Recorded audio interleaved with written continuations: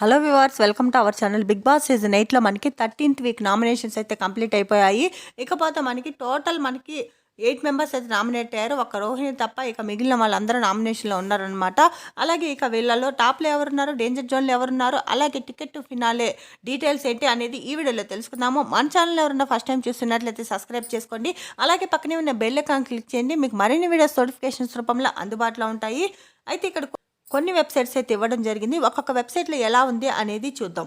మనకి ఫస్ట్ చూసుకున్నట్లయితే ఒక వెబ్సైట్లో ప్రేరణ టాప్లో ఉంది, గౌతమ్, టేస్టీ తేజ, నిఖిల్. అలాగే ఇంకొక వెబ్సైట్లో గౌతమ్, నిఖిల్, ప్రేరణ, విష్ణు, పృథ్వీ, అవినాష్, నబీల్. అంటే డేంజర్లో నబీల్ కూడా ఉన్నారనమాట. అయితే చూడాలి మరి ఏం జరుగుతుంది అనేది. ఈ వారం అయితే డబుల్ ఎలిమినేషన్ ఉండే అవకాశం ఎక్కువగా ఉంది. ఎందుకంటే హౌస్లో ఇంకా ఎక్కువ మంది ఉన్నారు కాబట్టి ఇక డబుల్ ఎలిమినేషన్ పెడతారు. అలాగే టికెట్ టు ఫినాలే కూడా పెడతారనమాట.